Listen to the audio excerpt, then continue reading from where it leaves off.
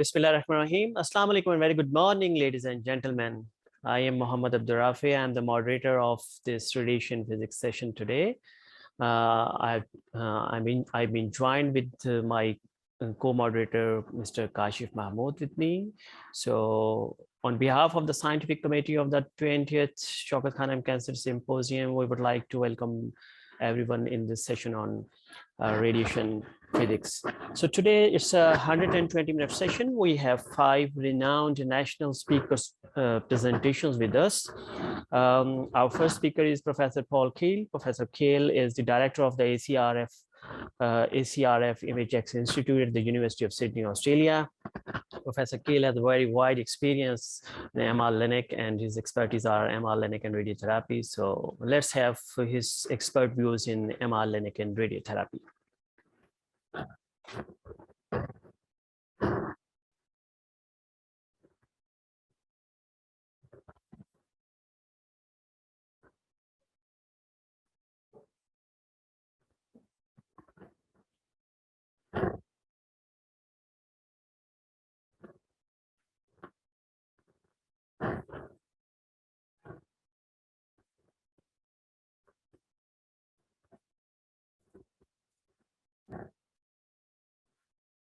Hello, I am Professor Paul Keel from the University of Sydney, and greetings.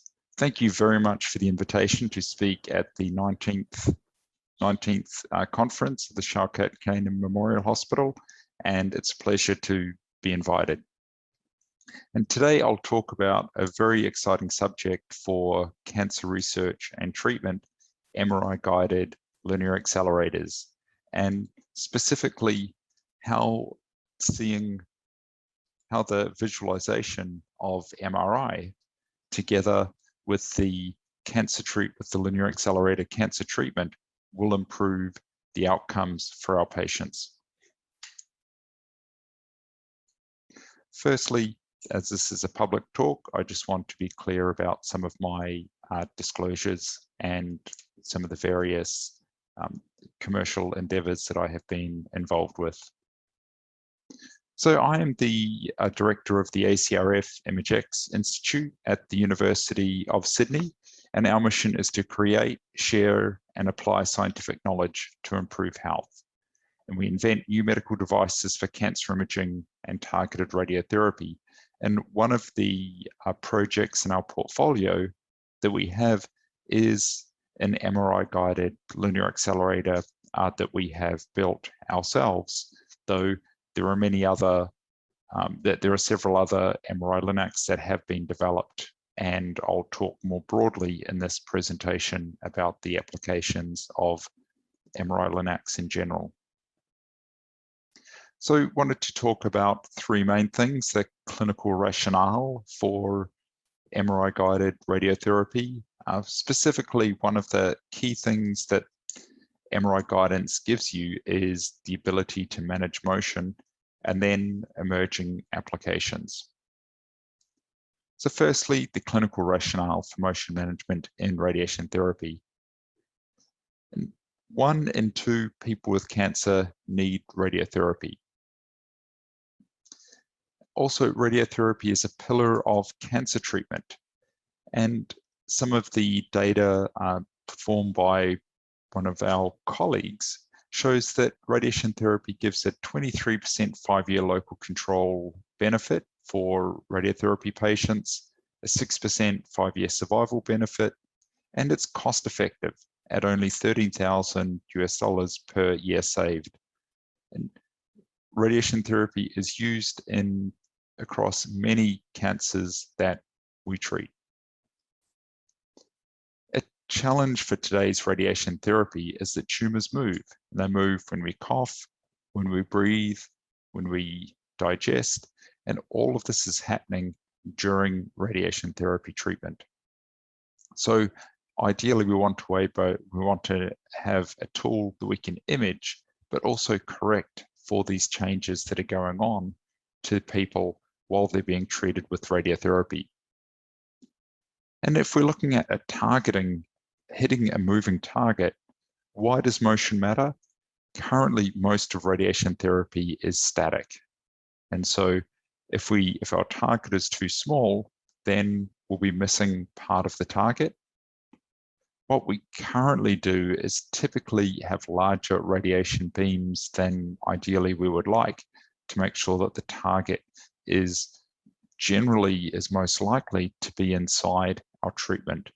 Of course, the increased extra radiation does mean collateral damage, more side effects for the patient, poorer quality of life, and increased side effects. Why is better technology needed in cancer therapy? This is a slide from the first 4D radiation therapy panel that Astro hosted at their 2003 conference almost 20 years ago. A lot of the anatomic and physiologic changes that we see are things that we understand what is going on, but we just don't yet have the tools to manage as well as we would like the many changes that are going on to a patient during treatment. And interestingly, some of these changes are just anatomic changes, but also of interest are physiologic changes. And I think that the ability of MRI to image these physiologic changes that are occurring during treatment is a very exciting area indeed. There's just looking at some of the data. So we rather than just a technological improvement, will MRI guidance improve patient outcomes? Will this improvement in technology translate to improvement in outcomes? There have been several examples. A recent paper from the Green Journal, Image Quality Impacts Clinical Outcomes, they showed that for patients where there weren't artifacts in the images for lung cancer patients, then there was a 20% difference in local control, simply based on whether the patients had artifacts in their images or not.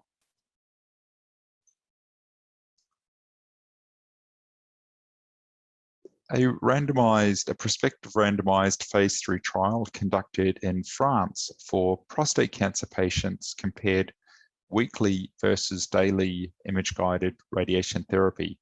And they found that both the biochemical progression-free interval was longer for the patients who had daily image guidance rather than weekly, and also the toxicity was lower. So this is so-called a win-win, where there's better outcomes in terms of cancer control and lower toxicity. And the conclusion from the study is that daily image-guided radiation therapy significantly improves local control and reduces rectal toxicity. And this comparing daily versus weekly IGRT leads us to the hypothesis that if we have real-time targeting that will be enabled by MRI guidance, then we will have further improvement in outcomes. And a study that I was fortunate to be involved with, we looked at the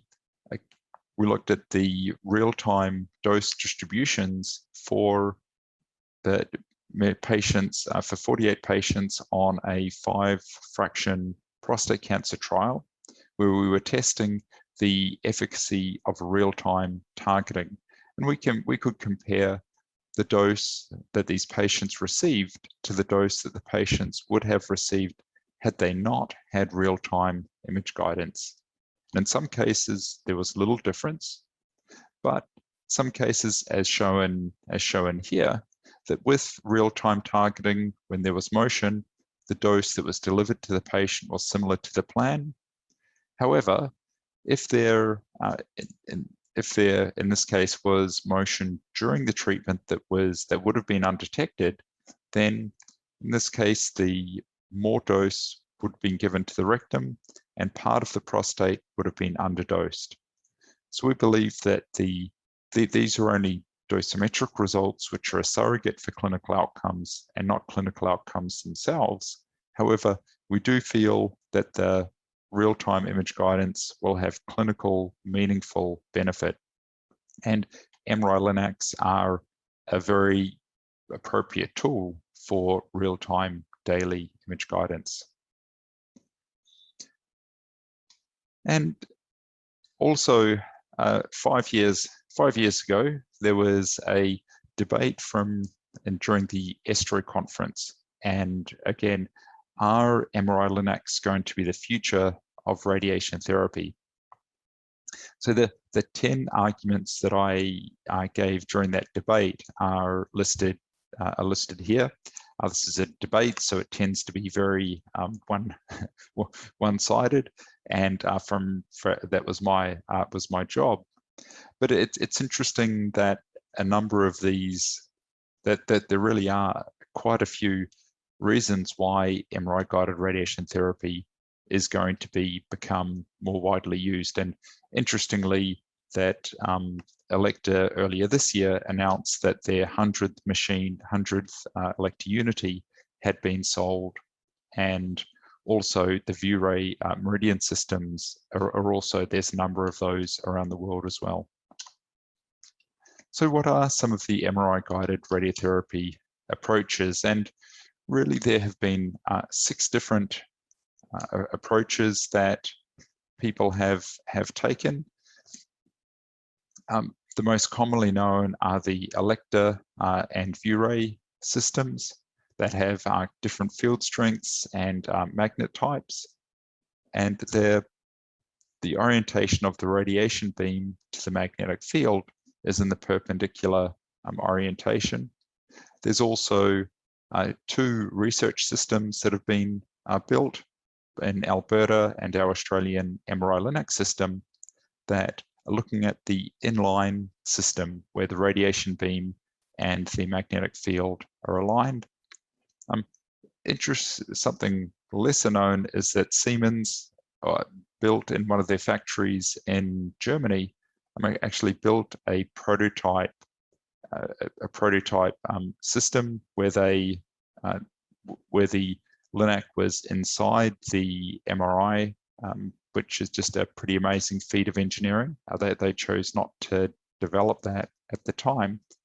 And also at Princess Margaret Hospital, an in-room system has been developed, so not an integrated system, but where a magnet comes into the treatment room, images the patient, and then is taken out of the treatment room for the patient treatment.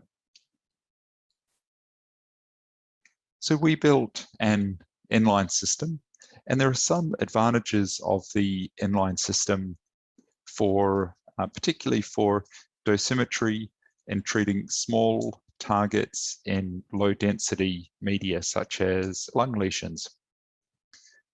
And an example, some of the differential advantages are shown here. If we've got an IMRT plan of treating a small lung cancer, then we see there's a positive difference in the dose when we compare the dose at a 1 Tesla treatment with if we weren't doing the MRI, we didn't have an inline MRI Linac. And basically because instead of the electrons spreading out into the lungs, they're spiraling along the beam direction. And so if we look at the dose distributions, then we see both in the PTV, significant increases in the PTV and the GTV without increasing the lung dose when we have these 1 Tesla magnetic fields. So for some indications, there's some advantages of the inline approach. And our magnet was based on a device that GE built in the 1990s, where they were looking at having an interventional surgery system where the surgeon would stand in between the poles of the magnet and be able to image the patient while they're doing interventional procedures. Our system, we've got installed the gradient coils, the specifications are given. We've also got RF coils, and you can see this is very much a home-built system. The The advantage is that we've got a lot of flexibility over the research and development.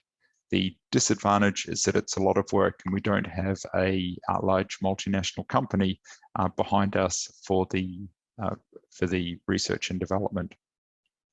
Here's a movie of the system and showing both the beam, the radiation beam. I'll just show that again, showing the radiation beam, a multi-leaf collimator, and going into the room. So this is a 1 Tesla system. The advantage of our system is that we can image patients in both the perpendicular to the beam direction, either in horizontal or the upright position, and also we can also image in the more traditional direction along the bore. So we've got a lot of flexibility for our research. We've yet to do a human treatment yet.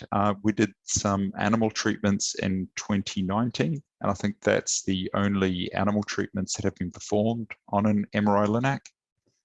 And we also have done a lot of work with multi-leaf collimator tracking and adapting some technology we've applied for external beam radiation therapy using X-ray image guidance to the MRI space. This is, we have a fairly large team that are involved in the program. And where we're heading for this is looking to improve our system. We've got a number of partners that we work with in the research and development space. One of the things we're quite interested in is looking at proton and particle therapy applications for MRI guidance. And of course, we'd like to treat our first patients, although recognizing that many patients have been treated with MRI-guided technology previously. So just moving into the motion MRI-guided radiation therapy motion management. Ideally, what we would like to do is just what's shown in this schematic, is to see the target, identify the target, and have the radiation beam lock onto the target in real time as we're observing it. This is easy in videos, but very difficult in practice with patients lying on the table. If we just going back 23 years ago, real-time radiotherapy was performed clinically in Hokkaido University. And 23 years ago, and this was a fantastic achievement, but it's taken a long time for real-time radiation therapy to become mainstream. In this case, they were implanting gold markers into lung tumors of patients, and they were treating using the X-ray images of the gold markers to gate the beam. These, in 2014, they applied this technology to proton therapy. So it was quite, I think it's good to acknowledge the pioneers in this space, but also to realize that the field has not really caught up, and its MRI guidance gives us the tools to do real-time cancer targeting for all patients. And I think just some of the applications of real-time targeting can be shown here. Here are a couple of images of lung cancers, and just showing the complexity of motion. On the left-hand side, a fairly straightforward lesion just moving superior and inferiorly with breathing. On the right-hand side, a lesion attached to the mediastinum, which is much more complex. And we can also see the heart beating as well, which makes this quite a challenging targeting problem. And we can do this imaging without markers and without any imaging dose. We can also image normal tissue. Again, we've got we can see the heart beating, and we've got a tumor that's very close to one of the most radiosensitive structures in the body, the heart. In the abdomen, X-ray images are typically very challenging with which to observe target motion. And for example, being able to visualize the kidneys, the motion of the kidneys is quite challenging, and MRI gives us that opportunity. I think similarly with liver and pancreas motion as well. Some emerging applications for MRI Linacs are looking at treating ventricular tachycardia, and there has been one case reported of that, and this is quite an interesting area of radiation therapy. And potentially also not just for ventricular tachycardia, but also treating atrial fibrillation and probably the most common cardiac arrhythmia. There was a publication from the Amsterdam group looking at performing a single 2-hour treatment for lung cancer, single fraction ablative radiation therapy, MRI guided with gated delivery and adaptive, with a very high local control rate. So these patients are essentially coming in 2 hours, they walk out with their lung cancer most likely cured, which I think is just an amazing outcome. One of the challenges we have for radiation therapy is when lung lesions are centrally located, and there have been deaths from treatment-related deaths when treating centrally, particularly with high doses. MRI gives us the ability to visualize and make sure that we are hitting the target and not hitting these critical structures. And I think also current technology for radiation therapy means that it's difficult to treat more complex cases, locally advanced lung cancer, where we've got a primary tumor and a mediastinum moving differently, or locally advanced prostate cancer, where the nodes may not be moving, but the prostate itself is moving. These are quite complex. And so there's research and development going on to being able to both image multiple targets that are moving with different magnitudes in different directions, and then also to be able to treat multiple targets. Here we can see 2 targets are moving in opposite directions, and MRI detecting the target of the motion. Obviously, this is not clinical yet. And just the radiation, showing the radiation beam and measuring the radiation beam, showing that yes, it can hit multiple targets concurrently. No talk in 2021 would be complete without mentioning machine learning. And one of the things that we are looking at with machine learning is using a package working with Massachusetts General Hospital called AutoMap, and looking at using the power of machine learning to reconstruct images quickly. And one of the challenges with MRI is managing and optimizing spatiotemporal acquisition and reconstruction so that we can get the information we need about the cancer targeting in time for the radiation to respond, so that we are hitting the target at the right time and all the time.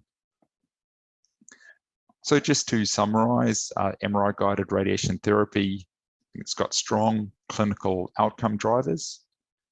It's very dependent on image quality, and that's why MRI is so, that the quality of MRI and the growth of MRI means this is just well positioned for cancer care. And it's really got tremendous potential. MRI-guided radiation therapy is a field that's in its infancy, and there's a lot of excitement, and I think justified excitement, of the clinical potential for improving patient outcomes. Thank you very much, and thank you for the invitation, and enjoy your conference.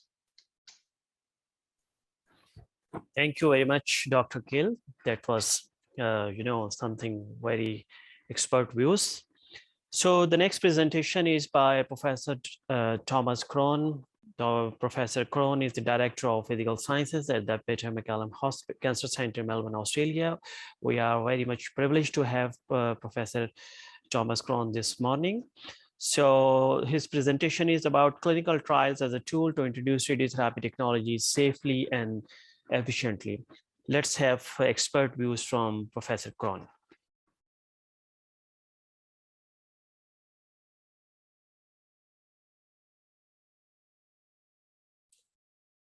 Dear colleagues and friends, I would like to thank the organizers for giving me the opportunity to present here on one of my favorite topics, clinical trials.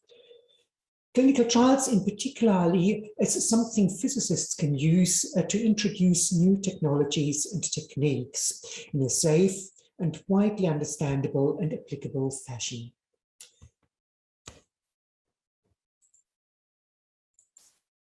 But before I get started, let me please introduce the center where I'm coming from. I'm working at Peter MacCallum Cancer Center in Melbourne, in Australia, and Peter Mac is a rather large radiotherapy institution with operating 16 linear accelerators and a whole lot of other equipment across 5 campuses. We are treating more than 7,000 new patients every year, and we are organized in tumor streams. That means we are specializing in different tumor areas like breast, lung cancer, head and neck cancer. And that is something also the physicists share with the team. That is something which is relevant for this particular presentation because we are using some examples from the lung tumor stream, which I support. We run many clinical trials in Peter Mac, and many of them introduce new technology or just make use of new technology. When I talk about new technologies and techniques, I first need to acknowledge that they are part and parcel of all radiation oncology. They are exciting, at least for physicists, but they are also possibly difficult to implement. And, well, we always hope that they are better. They surely must be better, but can we be sure? And can we be sure they are better even if we don't pay much attention to the way they are implemented? Probably not. In particular, since they are also not necessarily cheap, it is helpful if we introduce them in a proper way. And proper in this context means also safe. And that obviously does involve physicists. So what I'd like to do in the presentation here is discuss the importance of clinical trials in radiation oncology, then explore a bit what role technology can play and how we can make sure, and when I say we, how the physicists can make sure that it is used appropriately. I hopefully have a bit of time also to explore what other roles physicists may play in clinical trials towards the end of the presentation. And then I would like to provide an example for a trial introducing stereotactic treatments. So what is a clinical trial? The World Health Organization, WHO, defines a clinical trial as any research study that prospectively assigns human participants or groups of humans to one or more health-related interventions to evaluate the effect on health outcomes. So if one looks a bit closer, there are a couple of key words there. It is obviously about humans. So we are not preclinical, we are not doing animal experiments or lab experiments or phantom studies. No, we are really testing the real thing with real humans. That obviously involves all the care humans really require and deserve. It is typically something which is done prospectively, and that is quite important because it does mean that we need to state, before we get started, we need to state what we would like to do and what we would like to find out, because only if we do this prospectively, we don't introduce any bias. Retrospectively, if I know all the results already, well, I can pick and choose. If I do something prospectively, I can't. And we evaluate the interventions which can be a whole lot of things, and typically are clinical, in most clinical trials, are drugs. But of course, this paradigm can also be used on new technologies and techniques. If one looks then at the features of a clinical trial, then you can see here these different parts. There's always a protocol, and that's sort of part of this prospective whole thing, that the protocol writes down exactly what we would like to do, what we hope to get out of it, and in that prospective statement of trial questions and objectives, we make clear to everyone from outside, right from the onset, what we would like to do and how we are going to do it. This includes defining the sample size, how many patients, and what type of patients. Lung cancer patients, stage 3 only, patients with certain comorbidities, age groups, male, female. All this is really something which needs to be stated prospectively. There's an independent review, ethics is required, and patient consent. Quality assurance and safety monitoring, I would also say, is part and parcel of every clinical trials, as are formal conclusions. Now, if I start with a clinical trial, then a couple of questions really would come up. The first, with a new technology and technique, means probably, can it be done? Is it safe, feasible, and widely applicable? If that doesn't apply, well, there's not much point in going any further. The next question would be, is it any good? It might work, but does it have any benefit? And if so, for which patient group is it beneficial? Then we need to ask ourselves, is it actually better than what we do at the moment? Does it really make a difference? And then we need to find out, does it actually work in day-to-day practice? In a clinical trial, everything is well controlled and we have oversight and all that quality assurance. But can we take that also really to a country clinic, to a small setting, to a very large, very busy place? Does it actually work in day-to-day practice? And then, obviously, there is the question, is the difference between the conventional, or what we do now, and the new thing sufficient to warrant additional funding? And these are sort of the different trial phases we can find. The first, can it be done as a phase 1 trial? Is it any good? Is it a phase 2 trials? Phase 3 trials are probably the most important ones because they identify if the new is better than the old, or at least not worse. And then the other questions are asked either in the real world or by governments or insurers or patients who have to pay for these new technologies and techniques. Now, if we look at the development of a clinical trial, there's typically this sort of flow there where everything starts with an idea, a question, a hypothesis. Say, this type of treatment approach, maybe an ARC, is better than fixed fields. And then we try to extract what we expect and put this into a preliminary protocol, write down what endpoints, what are we looking for in that trial, looking at feasibility, and get all the people together who really are needed for that. And that's sort of probably already the important time to get the physicists on board of the TMC, or the Trial Management Committee. The yellow slip is probably the most difficult one because here we need to get the dollars, the money to actually run that clinical trial. We need to get a sponsor, put the final protocol together, and write down exactly how we are going about things, including statistics and the quality assurance. We then select the centers which participate and make sure that they are understanding the protocol and that they are all doing the right thing. We then collect the data and potentially do real-time review. I'll talk a bit more about that.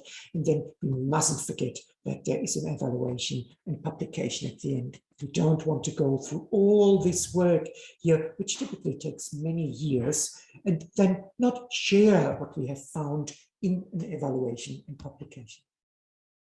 Physicists are involved in this, or should be involved in this, and that's sort of really the main message of this presentation, to say, please, if there are clinical trials, as a physicist, try to get on board.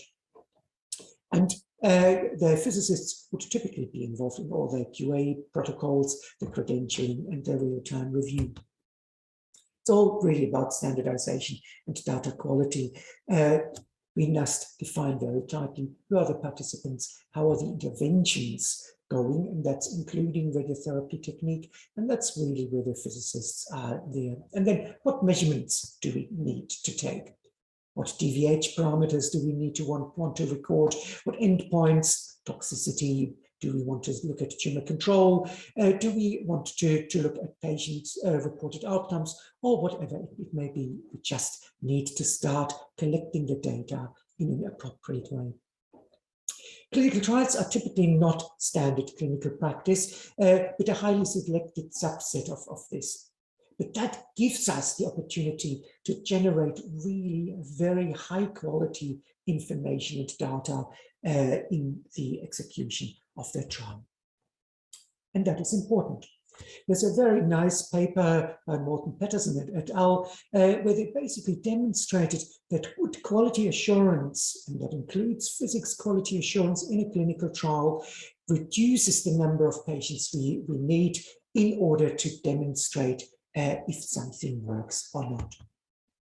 That's not magic at all. This is just highlighting the fact that with better data, with less spread, less random uncertainty, tighter data consideration, which gives us clearly a better and a more crisp outcome. We need less patients for the trial, shorter period of time for the trial to run, and can get answers quicker.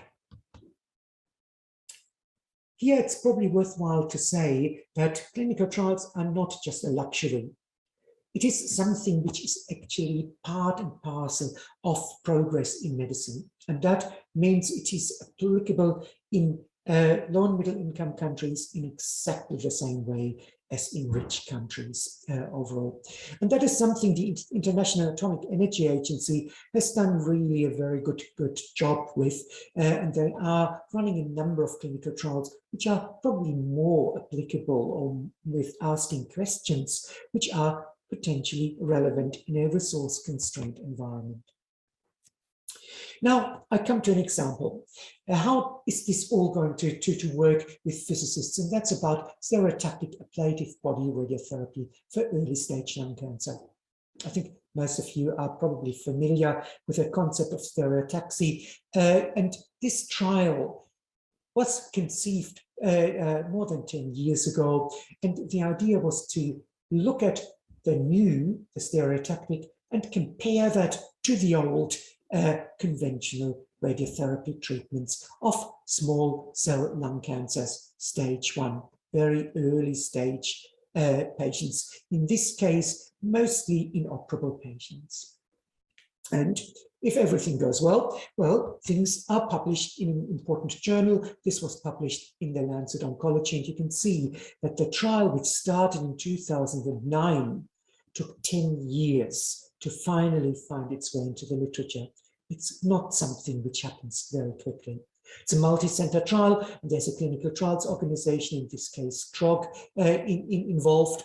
A good acronym is always helpful, because it means that clinicians remember to offer that trial to their patients. And a phase 3 trial, as we discussed before, is a trial which compares the new, the stereotactic, with the old. So just very quickly, stereotactic ablative body radiotherapy is delivering very, very high doses per fraction, more than 10 gray in one or few fractions. And that's a concept which comes from stereotactic treatments in the brain with brain mets, but in the body, it is actually a bit more complicated. It has certainly a lot more variety. motion management becomes much more important, for example, in the case of lung cancer, as seen in figure B, or liver cancer in the figure C. But image guidance also becomes more tricky because, for example, in the liver, we may or may not see something. So fiducial markers could be used, imaging could be fine-tuned a bit further, and so on. When we started that trial in 2010, most centers did not treat stereotactic ablative body radiotherapy. It was pushing the technology to a new limit, including IGRT, motion management, and particularly also small fields, something we are now all talking about after AAPM, IAEA, and a whole lot of groups have provided good reports on it. But 10 years ago, there was really not much, just a couple of accidents. So physics is really integral to this. And we opted to publish the physics story separately because there's just so much to say about it. And that was published in the British Journal of Radiology, BJR, and it's just part of the trial credentialing of centers. The objective was to make sure in this credentialing process that every participating center is doing SABR correctly. If we only have very few patients, then even if 1 or 2 patients are treated badly, things will never work out. And we would never be able to really demonstrate clinically highly significant differences in relatively small number of patients. And in this case, we were able to demonstrate that the overall survival, something which is obviously really important, is indeed or was better in this patient group using stereotactic treatments compared to the standard approach. And only, I would say, only because we did such good QA and very tight control of the data, we were able to distinguish these 2 parts. How did we do this? Well, credentialing is part of it, and a credentialing process basically means that we visit a site or investigate a site, make sure they understand the trial, they have the right equipment in the facility questionnaire, we check with a dosimetric audit that they actually what they say they are doing, that they're actually doing it during the site visit, and then we do dummy runs, and these were just 2 test cases. We asked centers to just plan these test cases and send us the plan back. Of course, we don't know all treatment planning systems, but that at least shows us that the dose distribution is the same or is acceptable and fulfills the trial criteria.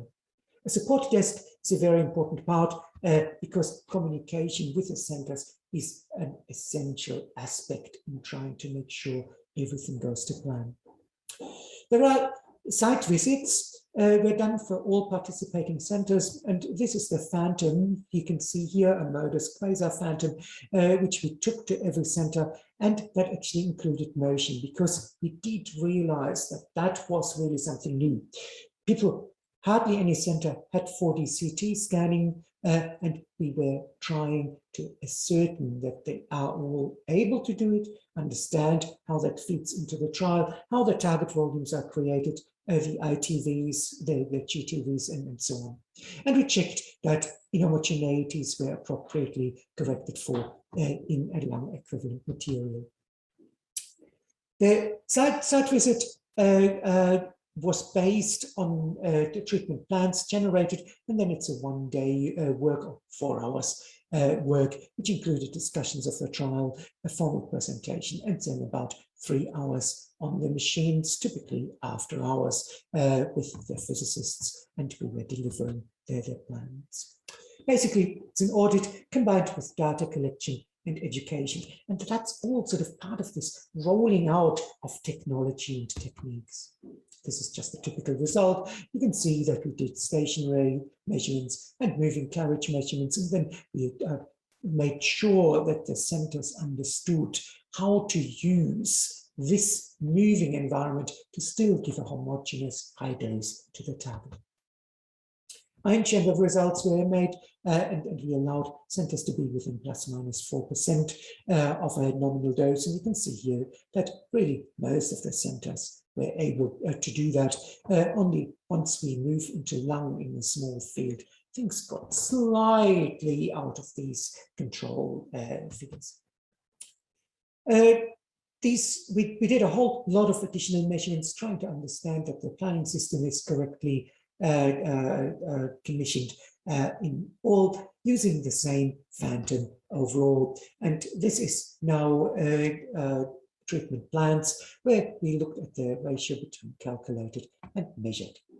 Important is that we used all the different planning systems which are actually out in the community and were used in the clinical trial. They obviously work differently, and you can see that in the presence of lung in 2010, Eclipse did not do a particularly great job. This is something we obviously know now. At the time we were using AAA, and we did with our national standard lab, we did some work then trying to identify in a variety of different centers how well that works in terms of that. We did find that in the presence of lung, AAA algorithm is not perfect. This is something which other centers have shown as well. Even worse for the original older pencil beam style where dose calculations overestimate dose to the tumor. Now, you probably ask now, does this actually make a difference? And this is one of my really favorite papers overall, where people at the Moffitt Cancer Center went and looked at 200 patients who were treated for non-small cell lung cancer, same patients as in our clinical trial. But just historically, they were treated with dose prescriptions based on two different dose calculation algorithms. A pencil beam algorithm and a collapsed cone convolution algorithm, which is much better in terms of its dose calculation. And you can see here that the time to relapse was much longer if a good dose calculation algorithm was used. You could really hypothesize that these tumors were potentially underdosed. And that's exactly what we were saying before when we check the treatment planning setup and the treatment planning outcomes. Obviously, if this was done in our clinical trial, well, then we would not be able to demonstrate as well that the stereotactic treatments are indeed better. So no clinical trial using SBRT or SABR will go without quality assurance. These are just some of the quality assurance activities overall. And I hope I have sort of demonstrated that the physicists, in terms of the QA, in terms of the checking of the dose calculation algorithms and the deliveries, contribute very significantly to the tightness of the results, to the quality of the data, and therefore to the quality of the clinical trial overall. However, is there more? And I would say, yes, there is more, because the physicists could actually even step back and sort of say, well, we have questions ourselves. If it comes to the context of new technologies and techniques, there is a whole variety of different questions which we would like to answer. How widely is it used? Is it better? What dose distributions does it use? Are there any limitations? Are tumors which move more than 1 centimeter not suitable anymore? Are posterior tumors not suitable? All these things are there, and physicists can contribute to these questions and hypotheses. More likely, though, is they actually look at secondary endpoints and they look at a clinical trial, like that lung cancer clinical trial, and they ask, well, is there a difference between different technologies? We did not use any cyberknife treatments, but if we had a significant number of cyberknife cases there, could we see a difference there? And then we can be part of the evaluation and publication. So it's the secondary endpoints and the evaluation where physicists mostly come in as well, or at least could come in, because radiotherapy benefits from technology and the technology is developing fast. So the physicists really ought to be part of clinical trials which are at that Pareto surface of the technology overall. Examples from imaging would be looking at all these different imaging technologies. So for example, if I have a very large clinical trial, I can look at centers which use dual energy CT in order to do their dose calculations. Are they better in clinical outcomes? We don't know. But we can always ask. Ideally, we would like to collect all this data prospectively. So if we want to know something about a cyber knife, we really would like to ask that question right at the start of the clinical trial.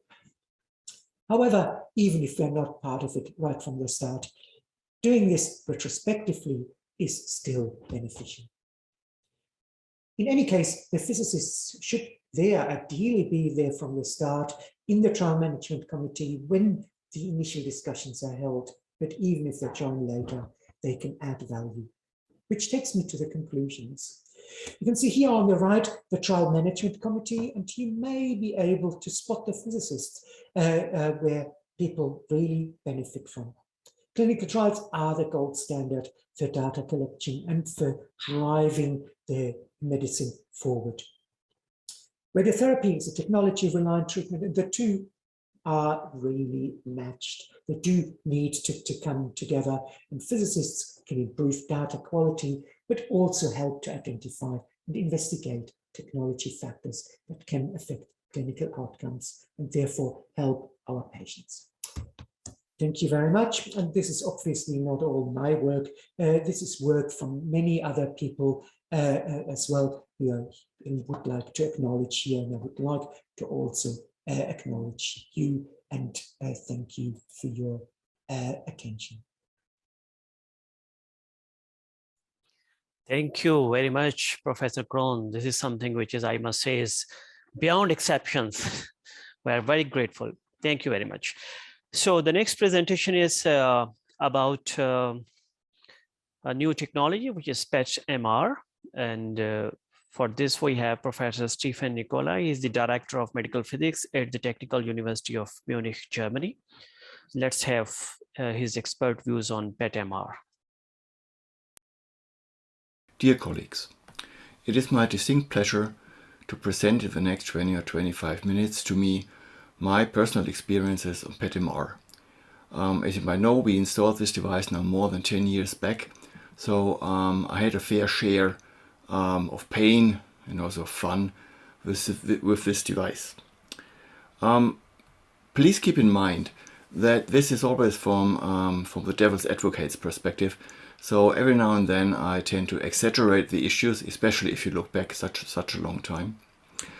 On the other hand, please remember that there's always a little bit of truth within this devil's advocate's approach. I have the privilege to work in this field now more than 25 years. And when we started in Munich doing PET, basically we had a 10 centimeter field of view scanner. And typically this was a single organ project. So either you did neuro work or you did cardio work, which was my focus. But oncology actually was never really the issue. It took basically more than, at least in our setting, around 10 years before whole body PET came into being. So my mindset is slightly distorted if it comes to PET research. And you will see this in the following, that this holds really true. And you see this here quite nicely in a sketch I tried to condense all this information. This figure is called Bavaria. It's, so to speak, a local goddess of my home country, Bavaria. And it's sitting atop of the Theresienwiese, and maybe the one or the other knows this place when the Oktoberfest was still live. This is the large cast figure which is overarching the Oktoberfest. And you see here now what basically changed in the last years. Basically from neuro work and cardio work we went into oncology. In this slide I try to illustrate a little bit where we're coming from and how the whole thing developed. Basically PET is around since the 70s, and in the 80s entered the clinical or the clinical research oriented perspective. And basically this was driven by metabolic PET and perfusion PET, if you think about cardiac and brain as well. Then in the year 2000, PET-CT entered the business, and fundamentally due to the significant advantages in the logistics, standalone PET was a dead-end road. And this was a success story for way more than 10 years. It is quite interesting to look or to use PubMed and to get a feeling about the amount of research and also applied to the clinics working with PET imaging developed. And you see this here pretty nicely. And basically, I told you in 2000 the hybrid PET-CT system was introduced, and 5 years later, basically all of a sudden PET really skyrocketed. And you see now basically the current numbers are somewhere in the 6,000 to 7,000 publications per year range, and it's now very interesting to look at the situation for PET-MR. And this is shown here.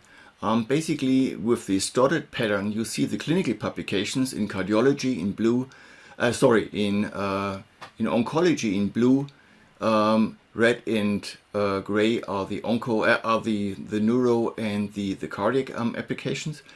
And the solid colors represent the technical publications. And what you see on first glance is that the technical contribution or focus of our work within PET-MR is a relatively high one. This is certainly always the case if you have a large amount of new system and a completely new design. But the relation between research, technical research, and clinical research is surprisingly high. The next two histograms or dynamics of PubMed searches tries to put this into perspective. On the left side, you see in solid blue the hits if you just look for PET MRI. In orange, there are the PET MRI reviews. So always interesting the ratio comparing the reviews and actually the research publications. In the very early days, actually, we had in the first 2 years the really weird situation that we had more reviews than we had research. So the anticipation that something is large, is getting along, was clearly here. In the dotted blue and yellow, you see the same thing for statistic if you look for PSMA. At least from our perspective, PSMA is certainly now the hottest thing around. And you see that although this is a very specific agent and is used in a relatively small amount of sites, if you compare this to the PET-MR, you see the pronounced dynamic in this field. More research actually than reviews, which I think in general is a good thing. But you see also that in PET-MR, the growth obviously came slowly but surely, not to a stop, but at least the rate is more or less now constant. On the right side, you see something from the technical perspective, which I always found extremely interesting. In blue again are the publications in PubMed if you look for PET-MR attenuation correction. And this is actually a lot. In red, surprise, surprise, these are the publications of PET-CT attenuation correction. You see that the migration from the PET to the PET-CT, although this was really a massive difference, before we had the rotated rod sources with 511 keVs, and now basically in the PET-CT you use the 120 keV and extrapolate actually a large amount of energy. This was not always really discussed, it was just used. And in my personal perspective, for PET-MR, the rate of disbelief in attenuation correction that this is actually working was large, and you see this surprising high amount of publications. And I will talk about this later in detail, but in general, you had always the feeling that the people were not trusting their attenuation correction in PET-MR, and this is a huge issue. So in this slide, coming back to my outline, it will talk about the peculiarities of PET-MR. And the first one I will talk about is that we are simply using PMTs, photomultipliers, we are not able to detect anything because we have free-flying electrons and within a magnetic field, and you see this now basically at the lower right, basically all the signal basically from these 8x8 arrays of crystals converge at one location. So PMTs are not the way to go. The solution was obviously detector systems which were not relying on the PMTs but on avalanche photodiodes. And this slide briefly shows the layout of such a device, which then enabled having a 5 cm thin PET scanner which was able to be slid in an NMR device. This is a little bit busy slide, and what I try to come up here with is a 2D representation which actually is indeed something which is multi-dimensional. It's the fact that we have two different worlds of thought, MR and PET, with their rules, and actually there are different rules. Because you have ionizing radiation here, you have non-ionizing radiation on the other side. So just from the regulatory perspective, there are a lot of things you have to keep in mind. Then you have to come up somehow with multimodal protocols to really integrate this. All these things are specific for neurology and oncology and cardiology. And on top of all this, there are, what I showed here in green, very relevant points. So how is this reimbursed? How is the training performed? And how does this fit into the healthcare political landscape? We had a pretty good understanding in which direction we should head, and you see this here in this example. On A, you see basically how in a standalone PET system the transmission MUMAP looked like. And if you know that this was the source of many hundreds of publications showing the value of PET, then you had the idea that actually MR was for sure able to get something working like this. However, the mindset of the people in these 10 years between 2000 and 2010 changed quite a bit, and everybody was thinking that you need a figure like a C, like the CT. So a lot of bones, very high details, and if you compare A and C, you see that back in the good old PET days, we never had bones. However, the mindset was different. So you see in D basically the energy mapping from the CT to the high 11 version. You see the reduction of the bones, but this mapping is basically something which is really crucial. And there was now in the last years a couple of disputes about this mapping. And you see in B basically the way how the MR basically was modulated, constructed from MR data, which per se are not sensitive to or do not contain information about the attenuation of high energy photons. Basically, we had fat and water images, and we were doing a segmentation and creating basically the MUMAP, as you see in this slide, where with in-phase and out-phase images we were able to generate using Dixon sequences water and fat images, then assigning for every patient the same MUMAPs for fat and for water, also for lung and zero basically for the background. And by doing so, we came up with a pretty good estimate. This was the very first version here on this slide denoted Dixon. And over the years, the field of view was extended. You see left and right in the arms of the Dixon. There was also the problem that the MR field of view got very low, very inhomogeneous, so there were no imaging was not possible. The huge basically scanned a little left and a little right, so we had working arms. Then there was artificial software basically adding the bones. And then was MLLA. This is an approach basically using PET information and arguing if there is a PET signal, there must be tissue. And this is work by Bojana Bogdanovic of my group, who published this last year in the European Journal of Nuclear Medicine, looking actually to which extent this made a difference. And the good news is the difference is really low. And I think this is a very interesting piece of information, because elsewise you would have to reconstruct every patient if he came for the second time. So we were at least able to show that over a couple of years at least, the MUMAP information was reliable. And this was more or less now 2 years ago, basically a state-of-the-art article in the Society of Nuclear Medicine, basically the first workshop on PET MRI. And back there, not that long ago, at least there was the agreement that at least we are more or less done with attenuation correction. On the other hand, please keep in mind that this took more than 5 years, basically 8 years, that the academic community agreed that the thing is working. And I think the differences, the incremental differences which were made basically after year 2 to the point where we are today, as I showed in the paper by Bojana, actually were so small that I have a hard time believing that it was worth putting the whole topic so in the center of the discussion of the PET-MR. I know that I tend to sound relatively negative, so let me throw in a very positive example. And this is motion correction. And I think PET-MR has a huge potential in this direction. And this is work together we did with the group of Renia Bottner from King's College in London.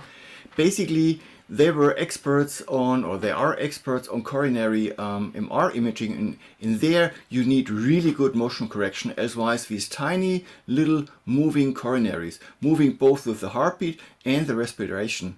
This information can be used to generate the matching new maps, and you see this at the bottom. Basically on the left you see this motional blur in the short axis view of the FDG, the metabolism uptake, and after the correction you see that this blur is gone, and this reduced uptake where the green arrow is, this indeed matches with a late enhancement, indicating a small scar in this patient. So we always were looking for PET-CT motion corrections, but as this always needed basically ionizing radiation, or it was not possible at all, MR having the capabilities of simultaneous imaging is really the way to go. And there is something where is really excelling. So we are pretty happy that we do a relatively large amount of patients at the PET-MR, between 5 and 8 per day. And this is, if you talk to other sites doing PET-MR, actually a pretty reasonably high number. However, the problem is, you see this event chart, if you compare the PET-MR scan numbers with the PET-CT scan numbers, we are somewhere in the 15–20% range. And having, or knowing that a PET-MR is twice as expensive or even more than a PET-CT, this means you get into trouble.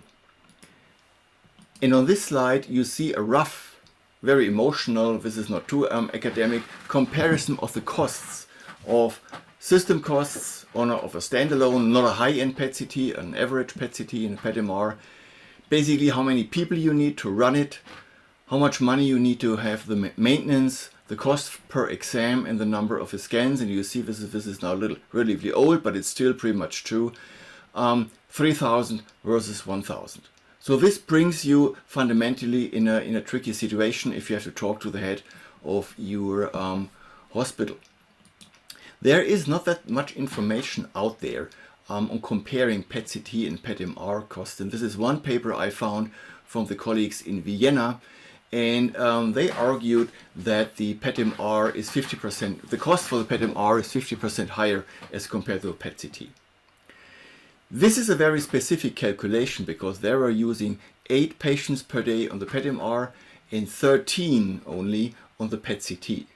We have basically, if you use the numbers I showed you before from our side, this looks completely different. So there we are more in the 100 to 150% higher price for the PET-MR. Depending on the question you might justify it, but there is, at least for the system we are using, you see this in the brain image at the lower part of this figure, that the PET-CT images in a system which is as old as the PET-MR is simply better. There are a couple of reasons for this. One is certainly that there is a lot of hardware within the PET-MR, but also the field of PET-CT is also moving. I will touch this at the very end. To get back to my optimistic track, research aspects, and I think this is something where the PET-MR is really a wonderful device. You see on this slide basically how tissue is structured. basically we have the cells which are the target of our PET and SPECT tracers. On the other hand, for MR and CT and also ultrasound, the contrast media is only accessible or is only distributing into the vascular and the interstitial space. They never enter the cell, which is a good thing because they're typically rather toxic. But you see always two sides from this coin, and this is one of the experiments we did a while ago where we were simultaneously injecting PET tracers and MR contrast media. And you see here on the left side the perfusion tracer ammonia under stress condition on the top and under rest condition on the bottom, and you compare this to the MR signal.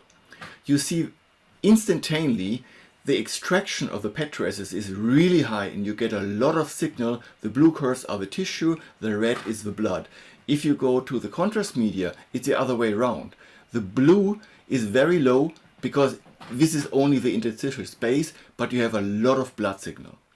This has consequences in the image appearance, in the sensitivity. PET is extremely sensitive, however, MR has this higher spatial resolution. So how do you put these things together? And this is one publication we had 2 or 3 years ago with Karl Kunze doing his PhD in my lab, and basically taking the data I told you before, correlating the flow from the two modalities. And you see on the left side that the agreement in blue are the rest, in green are the stress values. The agreement using the proper model, and believe me, the model was really complicated, works. However, just saying, oh, sure, the same, you get the same results, that's kind of boring. So, interesting is, for example, the images I show you on the bottom left. What you see here, the rest scan, if you compare this with the stress scan, under stress condition, the heart appears to be bigger. This is typically named ischemic dilatation. However, if you look in the middle row, the MR images are not changing. The heart is not getting better. What happens is that the endocardial perfusion is going down in this patient. And you see this here, and this is just one snapshot out of the dynamic MR sequences. You see in the endocard, in the inner part of the heart, you see this dark zone where the contrast media is delivered delayed. And this basically is the reason why the PET image looks larger. And this is basically one of the first examples where we saw that simultaneous imaging is something where you can get more out of it as basically if you do it sequentially. Reason being, stress using pharmaceutical stressors is something which is not that super reproducible. So doing it in simultaneous setting is actually the way to go. Very similar in the next slide, basically looking at in the heart at basically contractile function, thickness, lead enhancement, and FDG uptake as a measure of myocardial viability. And you see this is a patient which suffered of a left main stenosis and really just in time made it to the hospital, so they were able to open the vessel. And you see, although the heart is barely moving, and you see a lot of lead enhancement in different degrees of pronouncement, you see it very strong, you see it diffuse, you see systematically that there is maintained viability.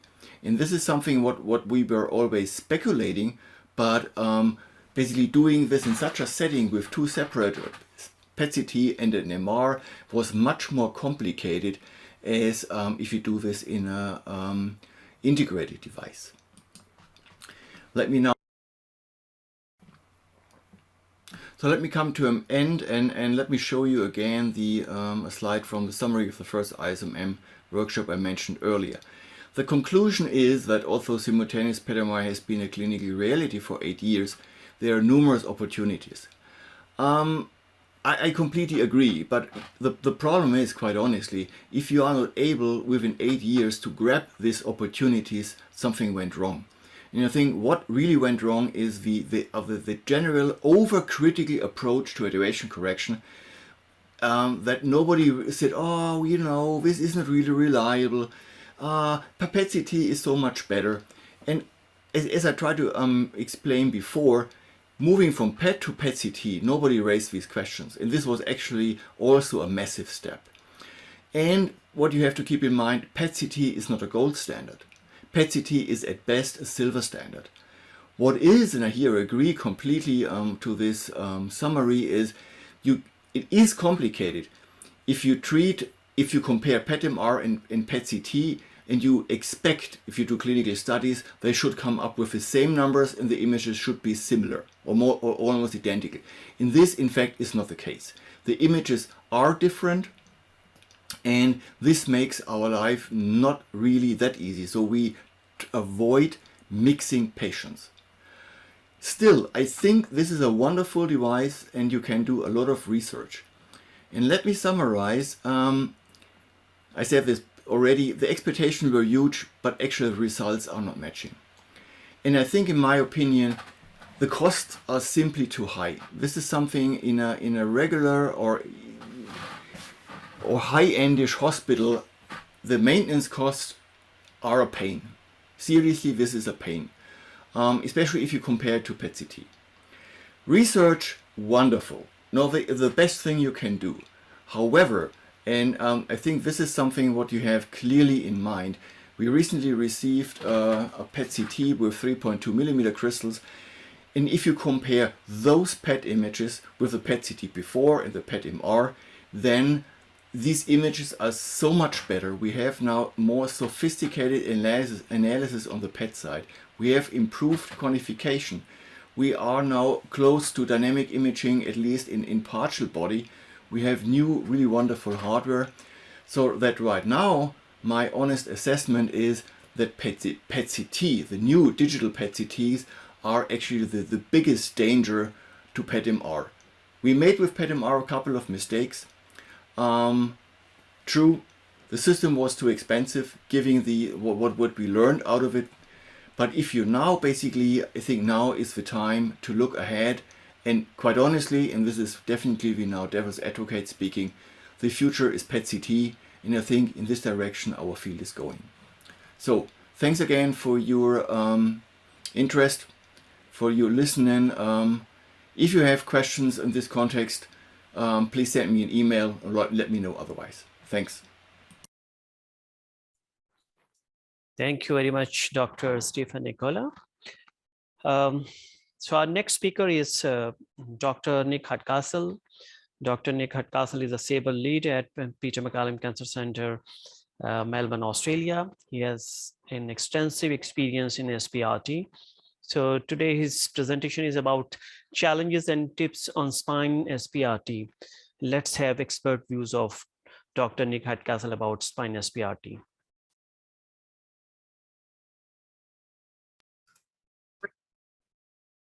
Hi, I'm Nick Hardcastle. I'm medical physicist at Peter MacCallum Cancer Centre, where I'm research lead in physical sciences and SABLE lead.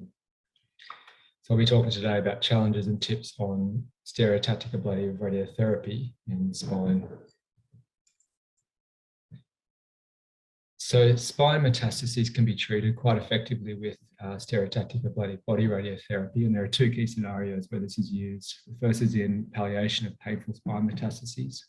A recently reported SC24 trial compared 24 grade 2 fractions versus 20 grade 5 fractions and noted a doubling in target volume pain control with SBRT at both 3 and 6 months post-treatment with no increase in adverse events. In oligometastatic disease, we've seen a couple of phase 2 trials, which are now being tested in phase 3, showing improved overall survival when oligometastatic disease is treated aggressively. And in particular, bone and spine metastases in a recent pool analysis showed a bit over an 80% local control rate at 2 years with the stereotactic approach. So vertebral sabre is characterized by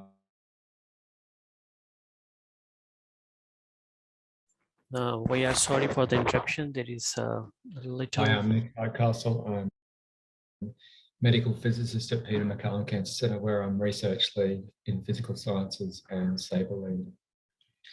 So I'll be talking today about challenges and tips on stereotactic ablative radiotherapy in the spine. So spine metastases can be treated quite effectively with stereotactic ablative body radiotherapy, and there are two key scenarios where this is used. The first is in palliation of painful spine metastases. A recently reported SC24 trial compared 24 grade 2 fractions versus 20 grade 5 fractions, and noted a doubling in target volume pain control with SBRT at both 3 to 6 months post-treatment with no increase in adverse events. In oligometastatic disease, we've seen a couple of phase 2 trials, which are now being tested in phase 3, showing improved overall survival when oligometastatic disease is treated aggressively.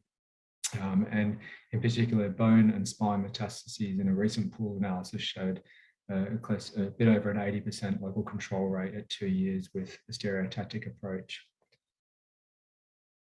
So vertebral SABR is characterized by critical organs such as the spinal cord and the esophagus being right up against the target volume within a millimeter or two in many cases. And a lot of cases, the spinal cord has the target wrapping around it. There's quite high density material heterogeneities. A lot of these patients have spine implants, so there's metal hardware right in the middle of the target volume. There's simultaneous integrated boost, so we like to boost the GTV to a higher dose compared with the surrounding CTV and PTV. There's irregular target shapes, and there's very small margins owing to proximity of these organs at risk. So the imaging for treatment planning is critical, and usually we have a planning CT of no more than 2 millimeter slice thickness. When we're treating lesions at between T7 and T11, which could be potential, where the beams could be potentially traversing the diaphragm, we do like to take a 4D CT to make sure we get the mean path length through these structures, because that can impact the dose of the target and the cord. In particular, we also need to see the spinal cord, and this, as you can see, is not visible on CT scans. So an MRI is strongly recommended to contour the spinal cord as well as the tumor. In the case where you've got spinal hardware and an MRI isn't that useful, the planning CT can also look quite horrible. So a CT myelogram can be used to delineate the spinal cord. Image registration is critical in this case because we have very tight margins, typically between 1 and 3 millimeters. And so we need to make sure our spinal cord contour is visible in the MRI is transferred to the CT accurately. So we like to prioritize the spinal cord, the registration accuracy at the location of the spinal canal. We do typically need translation and rotation, particularly if there's more than one vertebra involved. And we need to review all planes to get this rotation correction correct. Target volumes, you can follow a couple of different approaches. One approach is to contour the GTV and simply add a CTV and a PTV margin to this according to your local practice. We follow the Cox guidelines from this consortium consensus guidelines, and we actually include different components of the vertebral body depending on the location of the GTV. As highlighted in this figure here, and it's well worth reading this paper to see exactly which segments are involved based on the location of your GTV. And we follow this because we have noticed in past series we've had local control or marginal failures adjacent to where we've treated bone lesions. So we do use a CTV in all cases in our bone targets. Our contours then end up looking something like this. We typically have a GTV as outlined here in brown, and we have a CTV in this case, according to the guidelines, is the whole vertebral body, transverse pedicle and transverse process, and including this here, the posterior part of the GTV. In our case, our PTV margins are typically 3 millimeters in expansion on the CTV. Our spinal cord is then delineated from the MRI, and we have a 1 to 3 millimeter expansion on the true spinal cord for our PRV, and all our dose constraints are applied to the PRV. In the case that we don't have the true spinal cord delineated, we use the spinal canal without any extra margins, and then we'll contour other organs at risk as needed around the target. In this case, the esophagus is pretty critical, as well as the lungs, liver, etc.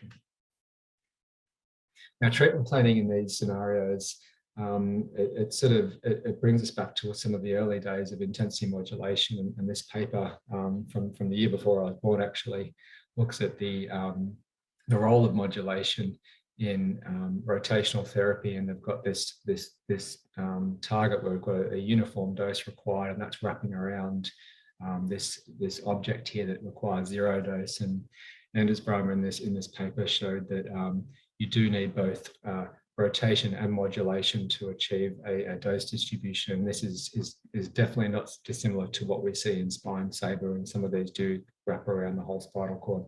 So this is indicating that we do need multiple beam angles or rotation, but we also need modulation in our treatment to achieve these dose distributions. So our modulated approaches here are, we've got the option of using IMRT, and this is a typical fluence map here, where we've got basically fluence either side of the spinal cord, which runs through the middle, and we block the middle, and this is what a leaf pattern might look like.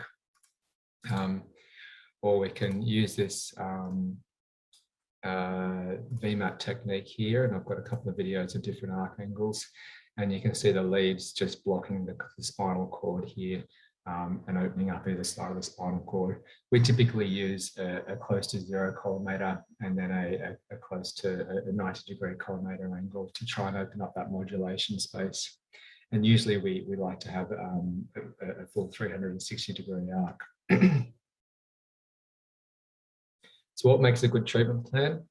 So there's a few characteristics. We like the prescription isodose line to wrap around the target here and be quite conformal to the target. You may notice some bleeding of this outwards. You can use ring structures to keep that tight where you've got irregularities in the target shape. You'll notice that the spinal cord PRV, which is where our constraint applies to, overlaps with our PTV. And in saber planning, particularly in spine saber, we always prioritize the organs at risk constraints over the PTV coverage. So in spine, we're reporting a D90% for the PTV, and we aim to get D90% above 90% of the target dose. So you can see this cold spot here wrapping around in this PTV, which we actually can't get the dose in safely. You'll notice in this case that that also overlaps with the GTV, which is less than ideal. We do like to have the prescription dose covering the GTV, but in this case, we do prioritize the spinal cord. This is our 120% of the prescription dose, so we will actually optimize and boost as much as we can to the GTV. Again, this is the challenging one. It's right up against the spinal cord, so we do the best we can to get the dose in there while respecting constraints. And this red isodose line here is our PRV tolerance dose, which is 14 gray to a voxel. And you can see it wraps perfectly around this spinal cord PRV. We're achieving 13.97 gray here. And the idea with this is we need to take the spinal cord PRV and our esophagus here right to that tolerance. Because if we take that to the tolerance, it means we can maximize our target coverage in this overlap region.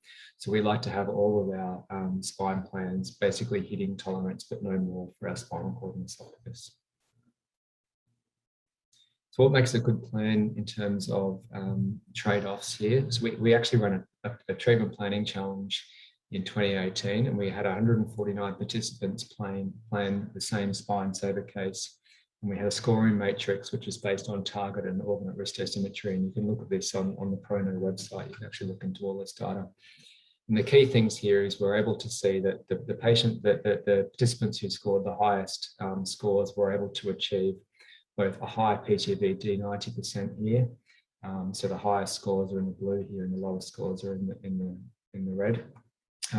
They're able to achieve that while minimizing the spinal cord near maximum. They actually pushed it a lot further than our 12 gray constraint in this particular instance.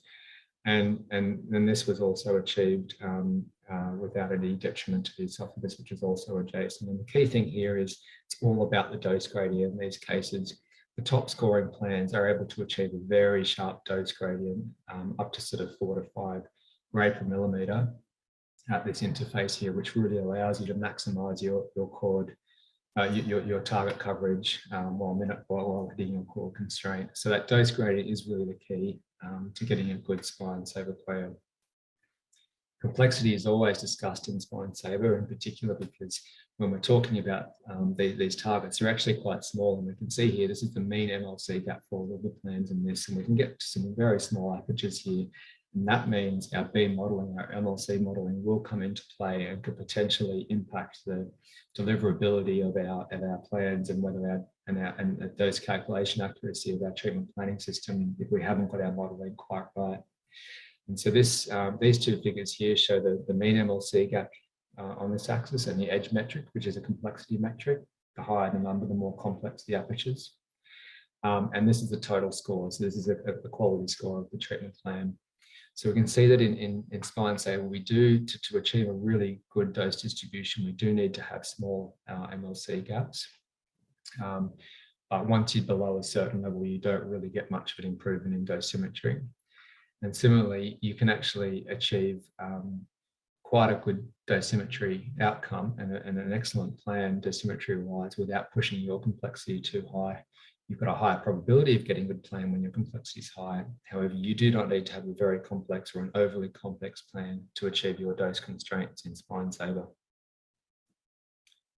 Maximum dose constraints are always used for spinal cord and esophagus in these cases. And here's the high-tech reports on, this is the cord point maximum dose estimated to give you between 1 and 5% risk of radiation myelopathy for the spinal cord. And so for a single fraction, it's 12.4, for two fractions, 17, and it goes up from there. It's very well acknowledged, though, in the high-tech report that the point maximum dose is a lot more uncertain than the dose to a volume, in particular when you're using Monte Carlo when there is a statistical uncertainty. And so for this reason, the ICOU does recommend dose to 0.035 cc's is used instead of near maximum. Unfortunately, the data used that was being used by the high-tech analysis only had been reported as point maximum. So you do need to be considering what you're actually going to be using in your own practice and how that relates to the high-tech data as well as the other trial protocols. And I've just got a couple of examples here. This is the Dmax, each line is a patient, and we've calculated the maximum cord dose using either the Dmax or the 0.03 cc or the 0.1 cc, which is also commonly recorded. And you can see, you do see sort of up to 1.1, 1.6 grade differences between these two metrics. So please ensure that you are using the metric from the literature or the trial or the high-tech report accordingly with how you're doing your treatment planning and using your constraints and reporting in your own planning system, because there is a difference between Dmax, 0.03 cc and 0.1. And as an example, in our planning system, in our traffic light system, our planning protocol system, we can't actually have it report any more than one decimal place. So we have to use a different script to get this resolution here. So you need to really be aware of what these mean. Dose calculation with respect to dose to medium or dose to water does matter. This is an example here of a lytic spine lesion and a blastic spine lesion. And you can see that this is calculated with AAA in Eclipse, which is a convolution superposition style algorithm reporting traditionally dose to water, and then Accuros reporting dose to medium and Accuros dose to water. And you can see we do see a difference in the GTV, but this difference is really maximized where you have a blastic component. So where you've got a higher density GTV, you've got a larger difference. And this is shown here. This is the mean GTV Hounsfield units. And this is the difference between AAA dose and dose to water, AAA dose to medium, AAA dose to water, and the two reporting modes for Accuros. And you can see as your mean GTV Hounsfield units increase, you see a larger difference between these algorithms. So there are trial recommendations that you stick to dose to medium, because that does give the most consistent number with respect to traditional dose to water algorithms, which might be used by other centers in trials. But you need to be aware of these differences, and they are a patient-specific difference when considering which dose calculation reporting you're going to be using. And this is shown in this study here. So what does that actually mean for your metrics? And when you're using dose to medium, there's not a huge difference. It's sort of up to a few percent for your target metrics, and for your spinal cord near maximum dose, it's up to about 5%. The differences are definitely larger when you use dose to water compared with AAA.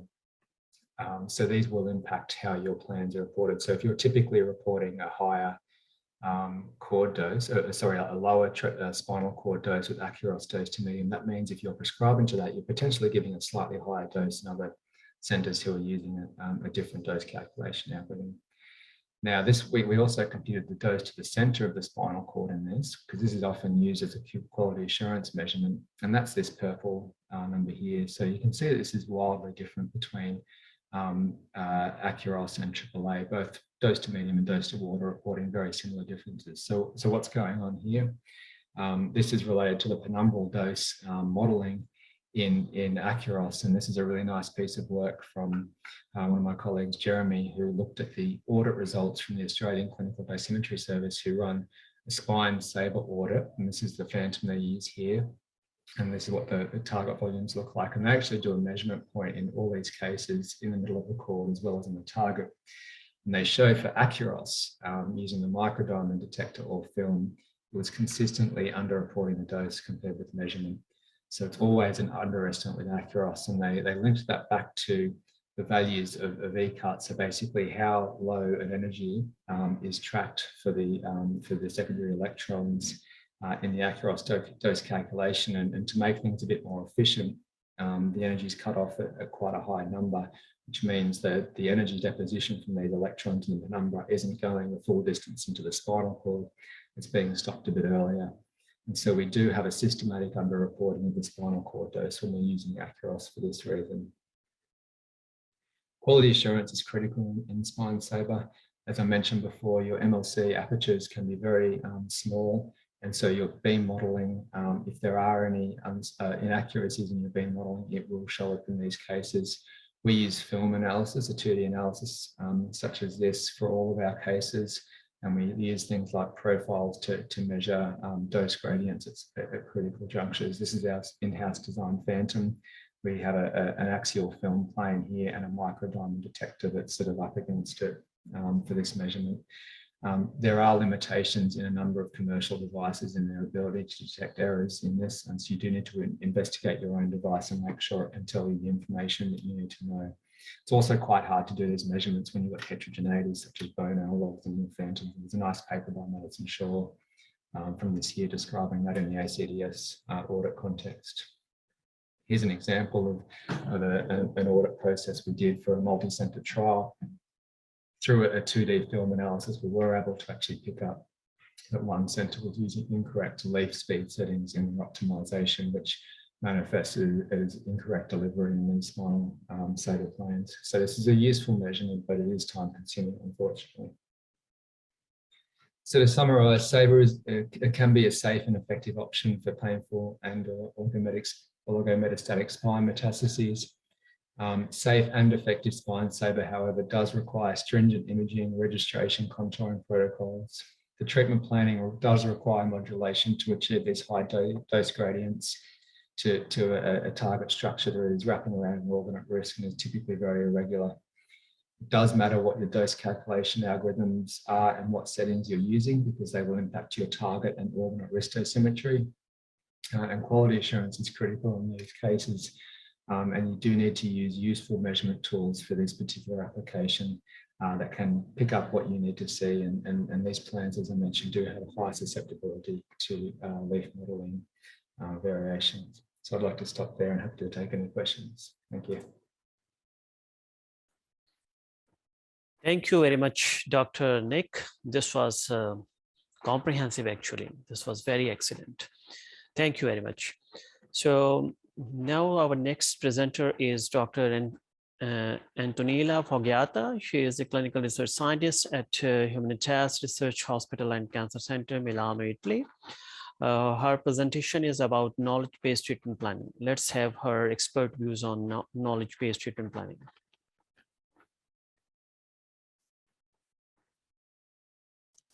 Good morning. My name is Antonella Foggiata from Humanitas Hospital in Milano, Italy.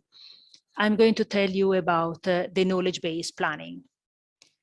I will start from the problem whose solution lies in the knowledge-based planning. The problem is the plan variability. And then I will give you an example in the clinical practice about knowledge-based planning. The problem of the plan variability is the following. When we have a plan to make, we can have a solution. We can have, for example, here in this head and neck case, a dose distribution with a certain DVH from a planner 1. We can have the same identical technique, same identical technology, same identical planner with a completely different solution. So this is an example of a much better plan with a better sparing of the organs at risk. So here you can see that there is a huge difference between what is a plan 1 and plan 2, making possibly a difference in the patient outcome and in the toxicity profile. So the plan variability is indeed an issue. It is quite a long story, the plan variability problem. This is an example from 2004 from a collaborative study in the US, where a number of different institutions, different TPSs were evaluated on a pre-contour set of data, pre-defined geometry, IMRT fields. And here it is an example of the DVH of the PTV from 11 different TPS, a huge difference between the plans, a huge difference between the treatments. The one here after, the same group of patients was reevaluated with the same TPS, looking at the interplanar variation. And the interplanar variation again shows us a very huge variability in the organs at risk sparing. So in principle, which are the main points leading to the plan variability problem? We have different implementation of the optimization algorithms, different TPS, different ways and tools handling the dose volume constraints. And the most important things, we have different planner skills, and we have potentially a presence of conflicting objectives that could generate the need of solving different trade-offs. There is so the need of find a streamlined and standardized treatment planning procedure. Could be a standardization of the process with automation, or probably better, could be the standardization of the planning strategy and the planning quality. And in this case, the knowledge-based planning using the DVH estimation model gives the solution.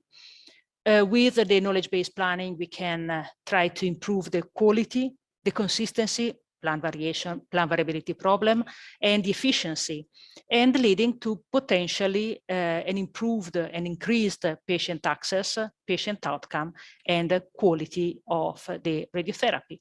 So what is the knowledge-based planning?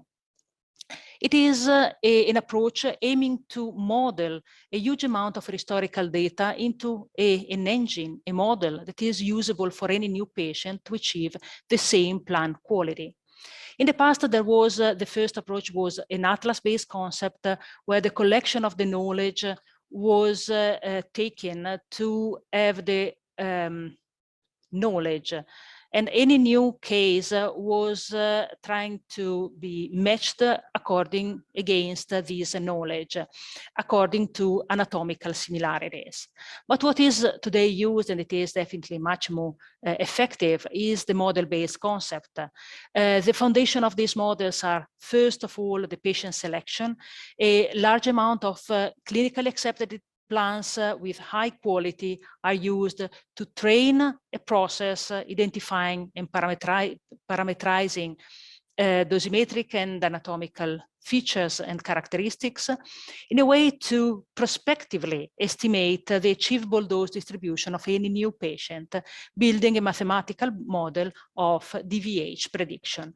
This will allow the plan quality of any new patient to be of the same level, of the same quality, of the same strategy of the patient selected for training the model. In the story, there are three main steps in the knowledge-based planning process and what we are using today in the clinical practice. The first is the Jonopkins approach with the overlap volume histogram.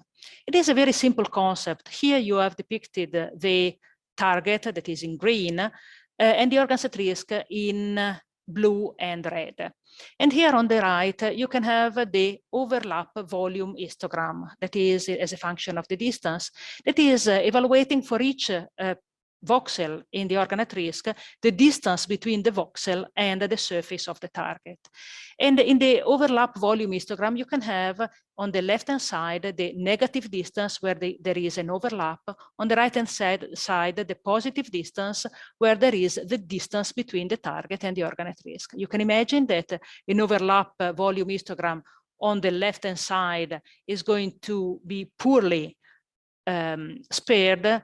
The overlap volume histogram on the right-hand side might lead to a better sparing of the organ at risk due simply to the distances. Indeed, this was proved by the same authors, looking at, in this example, two different patients. Here there is the overlap volume histogram for patient in black and patient in red for the same organ at risk against the overlapping on three different target at three different dose level in a simultaneous integrated boost. You can imagine that the black patient that is more on the left can be poorly optimized in terms of organ at risk sparing with respect to the red patient that is more on the right. While what happened in the practice was exactly the opposite. The red patient had a DVH for that organ at risk that was worse than the one on the patient, the black patient. There is space for improvement, so it is possible to have a better organ at risk sparing. So with the overlap volume histogram, with this prediction, we can obtain and we can force the optimizer to improve the sparing of the organ at risk. With this concept, the Washington University approach was trying to correlate the overlapping and the mean dose. In this way, it is possible to evaluate the overlapping between the organ at risk and the PTV, evaluate which is the prediction of the mean dose, and this prediction of the mean dose can be used as input in the planning process. So this has been explored and used in the clinical practice. This is examples from IMRT and prostate and the neck cases.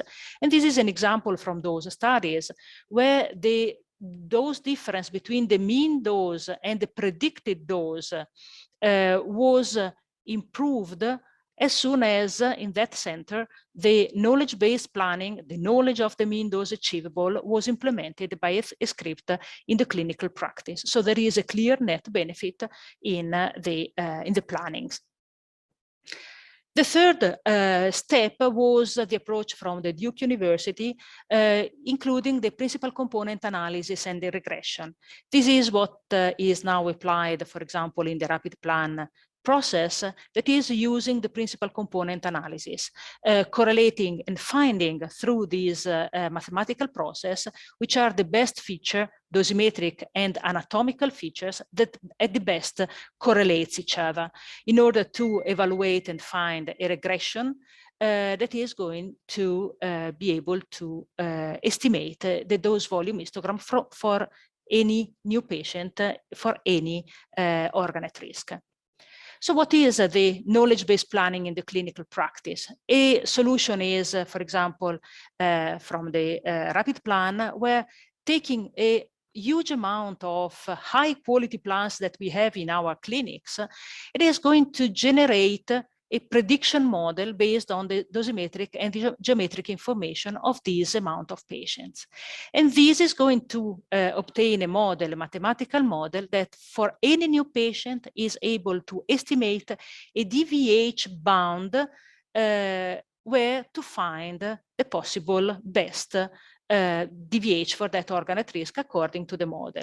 And then how to use this information? This information can be easily used in the optimization process using, in this case, an objective line in the optimization process in order to try to achieve this DVH in the patient for that specific case.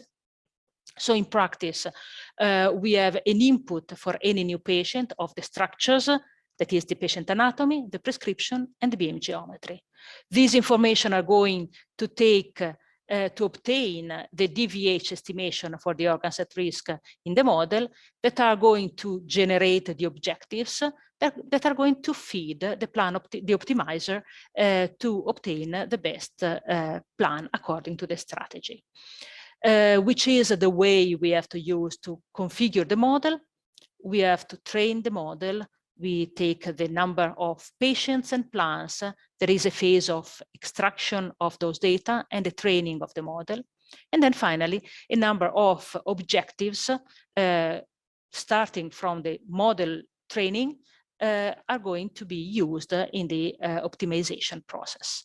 So very briefly, the extraction phase and the training phase. In the extraction phase, for each plan of the selected patients, the dose, the anatomy, the beam geometry are extracted. Each organ at risk is partitioned in subvolumes, and for each partition, for each organ, a couple of histograms, dosimetric and geometric histograms, are generated that are going to feed the training process that, through the principal component analysis, is able to extract the geometrical and dosimetrical feature in order to generate the best regression model, able with the regression coefficient to generate the DVH estimation. So very briefly, this is what happens, for example, in the rapid plan process. What I'm going now to show you is very briefly an example for a head and neck planning model with rapid plan that we build in our department. It is a model built with 83 patients, treated in our department with 33 fractions in simultaneous integrated boost with VMAT technology. And we have a list of organ at risks that were used and included to generate the model for the DVH estimation. For all those organs at risk, the process of the model generation was generating the regression plots, allowing the possibility to have the DVH estimation. Once the model was generated, the model was validated, and the validation process was quite straightforward. We took 20 patients that were not used in the process of the model generation. Those patients were planned according to the normal way to work with the reference clinical plan, what we were used to do before, and then the same patients were planned according to the model generated according to the knowledge-based planning. And then the two plans, the clinical plan and the knowledge-based plan, were compared, the reference and the knowledge-based. What about the reference clinical plan? A first phase of generating a list of ad hoc structures for planning were done, and then the optimization started, adding all those volume constraints, the priorities, tuning, fine-tuning, going back and forth in the usual normal way. What about the knowledge-based planning? It was much easier. We selected the model, matching the structures between the model and the plan. The estimated band were generated for each organ at risk, and then the optimization objectives were automatically generated. And then we left the optimizer to go through the process with those automatically generated objectives from the beginning to the end with no human intervention. And this is just an example pictorially with the two-dose distribution of a clinical and knowledge-based planning, and some DVHs that are going to show in detail the improvement of the dose distribution, the better sparing of the critical structures with the knowledge-based planning. This is a table. I'm not going through the numbers, but just for you, I highlighted the numbers, the values where there was a significant, with a significant P, improvement when using the knowledge-based planning. So there was a clear net benefit in using the planning, reducing the plan variability and improving even the quality of the plan in general. Is it worth to go in this direction? Maybe yes, in a sense that in this exercise, we were calculating the normal tissue complication probability for the organs at risk. And finally, there is, mathematically speaking, a reduction of the complication probability. Maybe something that we are not going to evidently see in the patient cohort, but it is something that we can imagine there is an improvement in the toxicity profile of our patients treated in that way. Just a couple of additional applications. This was an example of a clinical application for planning, but there are also some different possibilities in the knowledge-based planning concept. I like to speak about two of those different possibilities. This is a nice paper showing us that a model can be generated from high quality plans generated from an experienced institution. This model can be shared with institutions with limited resources from developing countries. This is a way to share knowledge and allowing also institutions with limited experience to approach the treatment with the highest quality in terms of planning and dose distribution. It is a matter of sharing knowledge. The other point is also related to the clinical trials. We know that clinical trials, the results, at least the outcome, is suffering from the quality of the dose distribution. So we can have different results according to the different quality of the patients enrolled in the clinical trial. So a way could be, for example, this is an example, published example, to use the knowledge-based planning in order to evaluate which is the possible dose, the possible sparing of certain organ at risk, in order to accept or not in the trial the different plans, or asking the centers to improve the quality of their planning because there is room for improvement. And again, this might lead to a better and more tailored and probably more stable results for the clinical trials. So just coming to the conclusions, the knowledge-based planning is a solution of the plan variability problem as a first approach. It intends to generate the DVH estimation for the organs at risk through a mathematical model that is going then to be used to generate optimization objectives for planning any new patient. It is applied in the clinical setting. There is a versatility in this tool. It is possible to use plans in different conditions, coming from different situations with the variability of the anatomy of the patient cohort. It is going to reduce the plan variability. It is the plans that we can obtain with the knowledge-based planning are tailored on the specific new patient anatomy, but taking into account the institutional strategy in terms of dose distribution, and it is an efficient tool. It is not only for planning, can be used in the clinical trial quality assurance, and not to forget the knowledge sharing, helping to leverage the quality of less experienced institutions. Thank you for your attention. Thank you very much, Dr. Antonella Foggiata. This was really very helpful. So we have just 6 minutes left to end the session, and in this time we are to answer a few questions. So I have received a few questions and I have already sent those to the panelists in advance. So the first question is from Professor Krohn. Currently, is there any Australian trial where international centers can participate? I think the perspective is about the physics. Yeah. Yes. This is a complex scenario. The trials are typically funded by either granting bodies or companies. And fortunately, in radiation oncology, companies have not really stepped up like pharma companies to support these trials. This makes trial funding, the costing of additional imaging, of technology, QA, and so on, often reliant on granting bodies.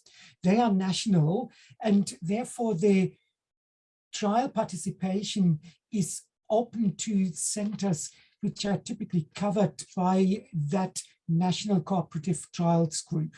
The IAEA has many trials for countries from all different income levels, and Australia or Australian centers participate in many international trials.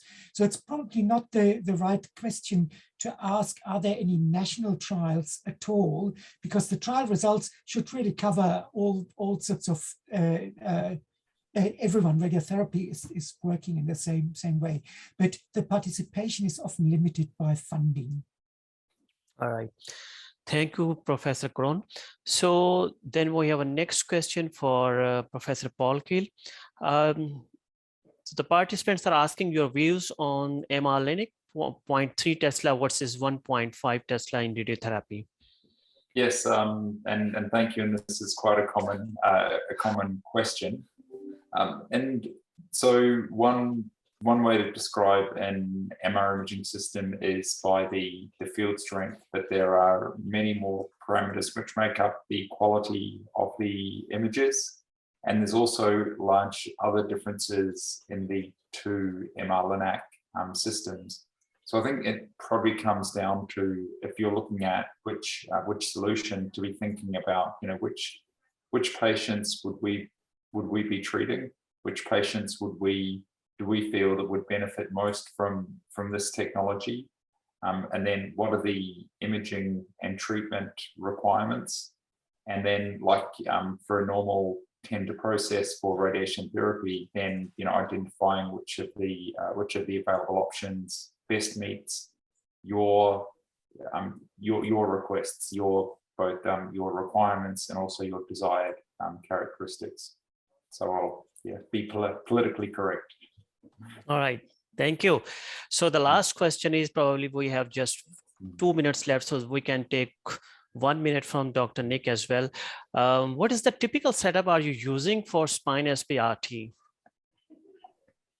So typically we'd be using a very similar setup for all of our SBRT cases, and that's a vacuum immobilization system,